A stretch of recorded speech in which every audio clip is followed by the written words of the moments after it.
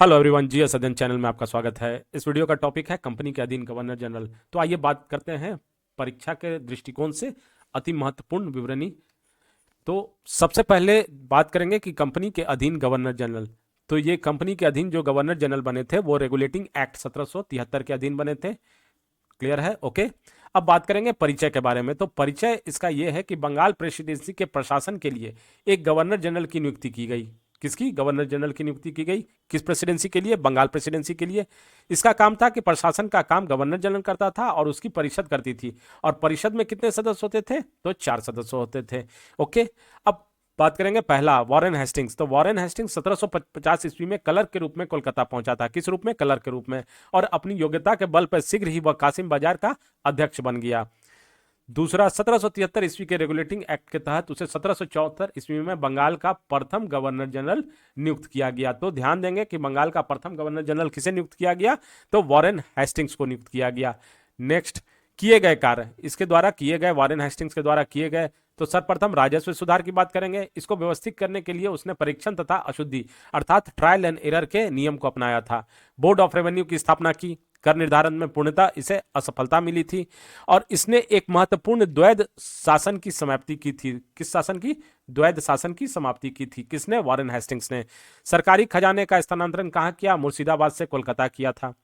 ये राजस्व सुधार। न्याय सुधार में उसने क्या किया कि जमींदारों से न्यायिक अधिकार छीन लिए गए। 1774 रेगुलेटिंग एक्ट के तहत कोलकाता में एक सर्वोच्च न्यायालय की स्थापना की गई। तो ये इंपॉर्टेंट है, परीक्षा के दृष्टिकोण से पूछा जाता है कि सर्वप्रथम सर्वोच्च न्यायालय की स्थापना कहां हुई थी? तो कलकत्ता में। और किस एक्ट के तहत हुई थी? तो आपका जवाब होगा 1774 रेगुलेटिंग एक्ट के तहत। अब बात करेंगे हिंदुओं के मामले का निपटारा हिंदू विधि से, मुसलमानों के मुस्लिम विधि से निपटारा किया जाता था। न्यायाधीश को उपहार एवं शुल्क लेना मनाही थी। ये बहुत ही इंपॉर्टेंट था। अगला देखते हैं कि सामाजिक सुधार के अंतर्गत हम लोगों ने न्यायिक सुधार देखा, राजस्व सुधार देखा, अब सामाजिक सुधार देख रहे हैं वॉरेन हेस्टिंग्स के टाइम पर। तो 1781 में कोलकाता में मुस्लिम शिक्षा के विकास के लिए एक मदरसा स्थापित किया। किसके लिए? मुस्लिम शिक्षा के विकास के लिए। गीता के अंग्रेजी अनुवादक चार्ल्स विल्किंस को हेस्टिंग्स ने आश्रय प्रदान किया था। तो वॉरेन हेस्टिंग्स ने किसको? चार्ल्स विल्किंस को। और ये चार्ल्स विल्किंस कौन थे? विल्किंस गीता के अंग्रेजी अनुवादक थे। अब बात करते हैं कि सर विलियम जोन्स द्वारा 1784 में the Asiatic Society of Bengal की स्थापना की गई थी। ये इंपॉर्टेंट है, परीक्षा में प्रश्न पूछा जा चुका है कि the Asiatic Society of Bengal की स्थापना किसने की थी? तो आपका आंसर होगा सर विलियम जोन्स। याद रखेंगे, सिर्फ पढ़ेंगे नहीं, ध्यान देंगे, नोट्स बनाएंगे। आगे बात करते हैं व्यावसायिक सुधार के लिए। तो व्यावसायिक सुधारों में उन्होंने वॉरेन हेस्टिंग्स ने जमींदारों के क्षेत्र में चल रहे शुल्कगिरी को बंद करवा दिया। केवल कोलकाता, हुगली, मुर्शिदाबाद, ढाका तथा पटना में ही शुल्कगिरी रह गया था। अब शुल्क मात्र 2.5% जो सभी को देना होता था, ये उसने व्यावसायिक सुधार किया। कंपनी के अधिकारियों को व्यक्तिगत व्यापार पर दी जाने वाली छूट को भी समाप्त कर दिया। मुगल सम्राट का 26 लाख रुपया का वार्षिक पेंशन बंद कर दिया। ये सब सुधार किया। अब रोहिल्ला युद्ध, प्रथम मराठा युद्ध तथा द्वितीय आंग्ला मैसूर युद्ध इसके समय में हुआ था। यह महत्वपूर्ण घटना है जो इसके समय में घटी थी। वॉरेन हेस्टिंग्स के समय में कौन कौन? रोहिल्ला युद्ध याद कर लेंगे, प्रथम मराठा युद्ध और द्वितीय एंग्लो मैसूर युद्ध। आगे बात करेंगे पिट्स इंडिया एक्ट के विरोध में। इसने क्या किया कि पिट्स इंडिया एक्ट जो 1784 में ब्रिटिश संसद में पास हुआ, उसके विरोध में इसने हेस्टिंग्स ने इस्तीफा देकर जब फरवरी 1785 में इंग्लैंड पहुंचा तो बर्क द्वारा उसके ऊपर महाभियोग लगाया गया, परंतु आरोप जो थे वो प्रमाणित नहीं हो पाए। तो प्रश्न किस तरह से पूछता है परीक्षा में? प्रश्न पूछा जाएगा कि किसके विरोध में हेस्टिंग्स ने इस्तीफा दिया था? तो पिट्स इंडिया एक्ट 1784 के विरोध में। और कौन सा ऐसा गवर्नर जनरल था बंगाल का जिस पर इंग्लैंड में महाभियोग चलाया गया? तो वो भी आपका जवाब होगा वॉरेन हेस्टिंग्स। तो याद रखेंगे चीजों को। अब जो दूसरा था वो सर जॉन मैकफर्सन था। इसका कार्यकाल मात्र 1 वर्ष का कार्यकाल था। तीसरा, Lord Cornwallis. Pitt's India act के एवं रेगुलेटिंग एक्ट के दोषों को दूर करने के लिए संसद में एक बिल पास किया गया था, जिसके अंतर्गत यह पहला अवसर बना जब कंपनी के अधीन क्षेत्रों को ब्रिटिश के अधीन क्षेत्र कहा जाता था।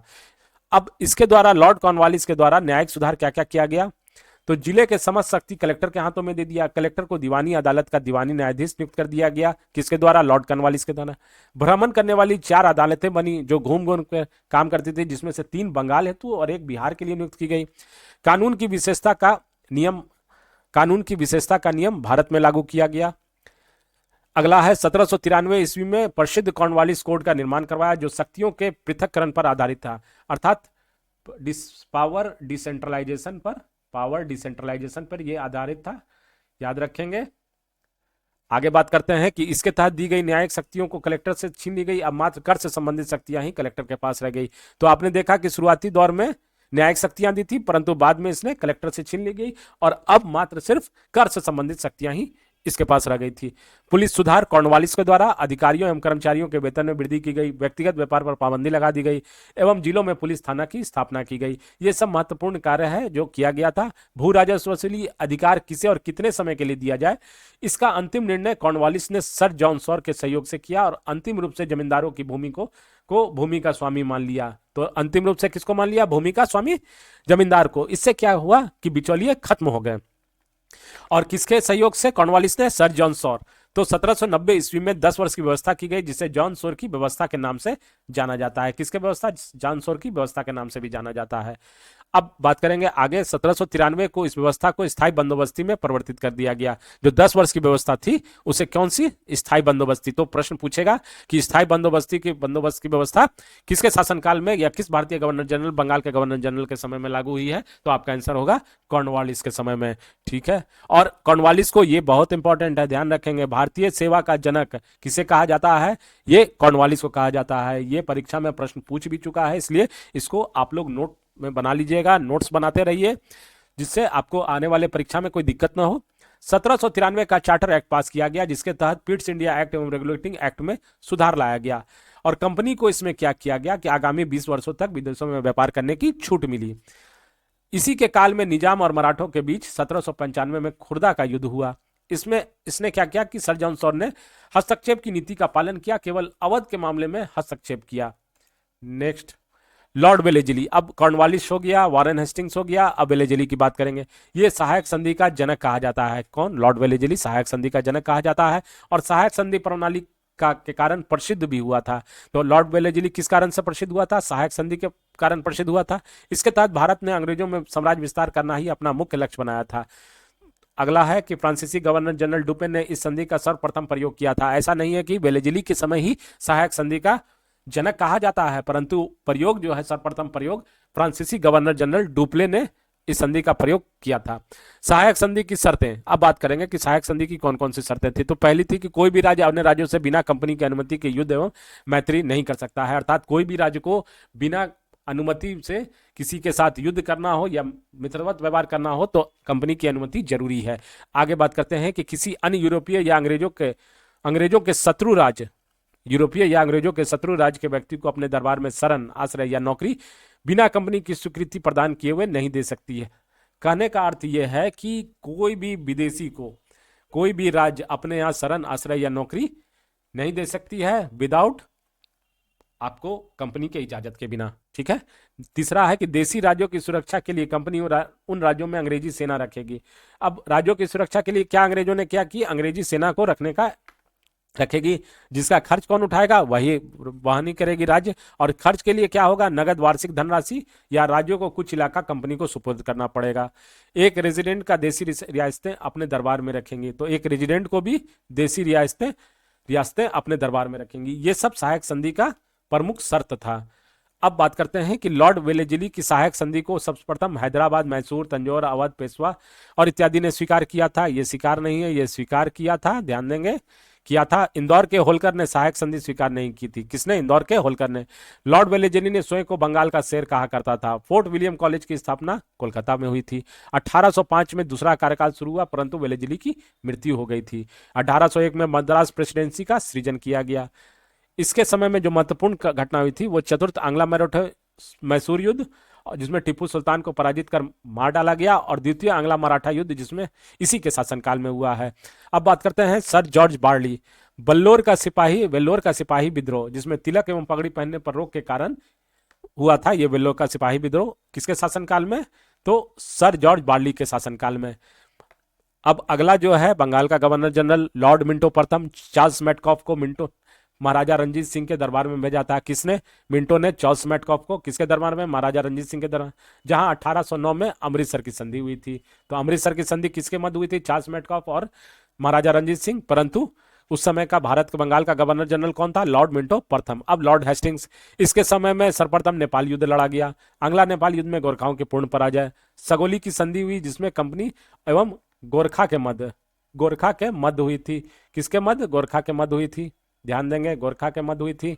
परिणाम स्वरूप गढ़वाल एवं कुमायूं अंग्रेज के अधिकार में आ गए। तीसरा आंग्ला मराठा युद्ध भी हुआ था। किसके समय? वॉरेन हेस्टिंग्स के समय में। तथा पिंडारियों का दमन, ये एक डाकू था पिंडारी, उसका दमन हुआ था। इसी के समय में सर थॉमस मुनरो ने मद्रास का गवर्नर बना, जिसने मालाबार, कन्नड़, कोयम्बटूर, मदुरै, डिंडीगुल में रैयतवाड़ी व्यवस्था लागू की गई थी। कृषकों को भूस्वामी मान लिया गया, जिसके कारण बिचौलिए खत्म हो गए। हेस्टिंग ने प्रेस पर लगे प्रतिबंध को समाप्त कर दिया गया। ये सब लॉर्ड हेस्टिंग्स के द्वारा किया गया कार्य था। इसके बाद जो आते हैं महत्वपूर्ण नहीं है, जॉन एडम्स हैं, लॉर्ड एमहस्टर है, आंग्ला बर्मा युद्ध हुआ, बर्मा सेना पराजित हुआ जिसमें यांडुबो की संधि हुई, और विलियम वाइले थे। तो बंगाल के गवर्नर जनरल के बारे में मैंने आपको बताया। इसमें महत्वपूर्ण 2-3 बंगाल के गवर्नर जनरल हैं, जैसे सर्वप्रथम वारेन हेस्टिंग्स है, वारेन हेस्टिंग्स, कॉर्नवालिस कॉर्नवालिस इत्यादि। तो नोट्स बना लेंगे, ध्यान से पढ़ेंगे, 2-3 बार देखेंगे, समझ में आ जाएगा, जिससे आप multiple choice question answer easily बना सकते हैं। अगर आपको मेरा वीडियो पसंद पड़ा हो तो लाइक एंड सब्सक्राइब जरूर करें। मेरी कोशिश रहेगी आप लोगों को इसी तरह से और बेहतर वीडियो बनाने के लिए, और बेल आइकन बटन दबाना ना भूलें। थैंक्स। अगर कोई प्रतिक्रिया हो तो जरूर कमेंट बॉक्स में दें। धन्यवाद। शेयर भी करें जितना अधिक से अधिक, क्योंकि आपका एक छोटा सा योगदान मुझे मोटिवेट करेगा। धन्यवाद दोस्तों।